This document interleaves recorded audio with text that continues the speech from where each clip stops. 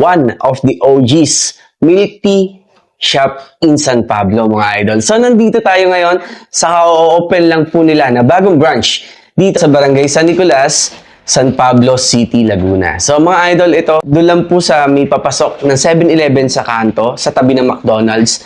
Pasok lang po kayo, meron silang malawak na parking dito at meron silang air condition dito sa loob for dine-in and al fresco kapag gusto niyo naman pong tumambay-tambay kapag gabi, no? So, open sila 11 a.m. up to 10 p.m. So, pwede kayong tumambay hanggang 10 p.m. doon sa labas nila, doon sa al fresco, no? So, yun guys, eto, isa sa mga OG talaga kasi since 2012, itong Gacha. Yan. So, Gacha po, ang isa sa mga nagsimula ng milk tea dito sa San Pablo. So, isa to sa mga favorite namin, yung Creamy Avalanche. Ayan. At saka, Total Eclipse. Ito yung talagang bestseller sa kanila, mga idol. Ito yung milk tea na simula noon hanggang ngayon, ito yung ino-order namin sa kanila dito kay Gacha, ano. So, meron sila ditong iba pa, itong ube halaya na ang ganda-ganda na itsura, oh, di ba? Merong cheesecake sa taas at saka almond, oh, di ba? Yan, nakipag-collab pa sila kay Original Tentais para dun sa ube dito sa San Pablo. So, isa rin din yun sa mga may masarap na ubihan. Ito namang isa ay tablea cheesecake, mga idol. So, meron din cheesecake on top. Guys, yung tablea, nakipag-collaborate din sila kay Choco Butchog. Yun, yung sa nagkarlan yung gawaan talaga ng tablea, no? Ganda, no? Chocolate, tapos may cheesecake. So, ito na guys, samahan nyo ako. Isa-isahin natin yung mga snacks nila dito sa Gacha, Barangay San Nicolas, San Pablo City. So yun guys, kung kayo, dalawa or tatlo, nag-iisip kayo ng pwedeng for sharing, hindi ka malilito or hindi ka na mag-iisip pa dito sa kanilang pika-pika platter, mga idol. So meron silang nachos, french fries, and quesadilla. Yan. So umpisan kagad natin sa kanilang nachos na punong-puno naman ng toppings naman yun. Yun. So, meron shredded cabbage, ground beef, yung mayonnaise nila, and cheese.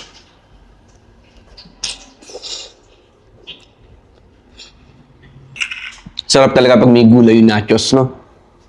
Tapos, ito naman yung fries nila, sour cream, nakasama doon sa pika-pika platter. Yun. Wow. Punta tayo sa kanilang quesadilla. Yun. Guys, so umaapaw yung toppings. So. Perfect bite.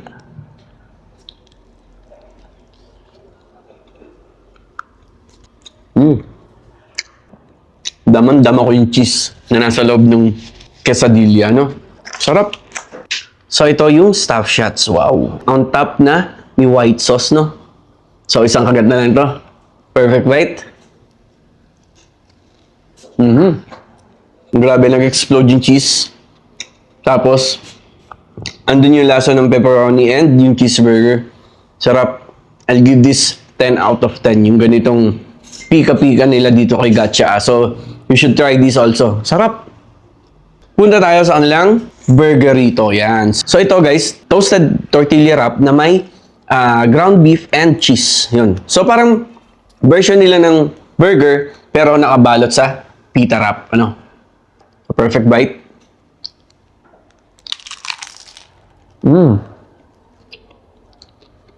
Parang shawarma style, pero ibang-iba yung flavor niya. Flavor ng cheeseburger. Yun na dito. So, okay din to, no? So, lagay ko na lang yung presyo dyan sa baba, yung price. Para matry nyo din to, no? Wow. So, may kasama siyang price kapag o-orderin niya yan, syempre, di ba? Cheese flavor naman. Punta na tayo sa kanilang drinks, syempre. Tingnan natin kung ganun pa rin yung lasa ng Total Eclipse nila. Ang Total Eclipse po ay winter melon milk tea na version nila. So, ang Total Eclipse yung tawag. May sago siya sa ilalim. Ayun. Haluin natin. Wow, guys. Ako talaga mahilig sa milk tea. Pero, parang si Gacha lang yung mapapainom nyo sa aking milk tea. Sarap talaga Total Eclipse. Punta tayo sa Creamy Avalanche. Ito, guys, literally, cookies and cream na milk tea. Yan. So, sa mga may hilig dyan na cookies and cream flavor, Creamy Avalanche yung re-recommend ko sa inyo, no?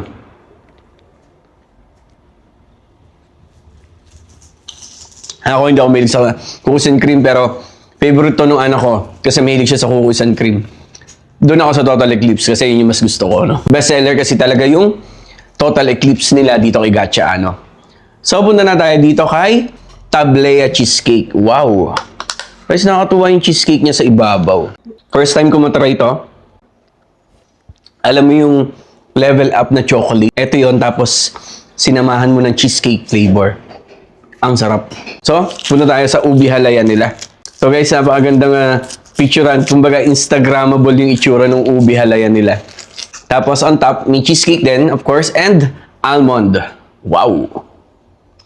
Let's go, dig in. Ang galing. Alam mo yung pag-inom ko, nagsama-sama yung ube, cheesecake, at saka yung almond sa isang inuman. Sarap! Perfect. Hindi sobrang tamis promise. Parang refreshment. Talagang maganda matitingnan mo dito. Kung mainit ang panahon, ngayong summer, I'll recommend this ubi halaya. Talagang ma-refresh ka dito sa drinks na to.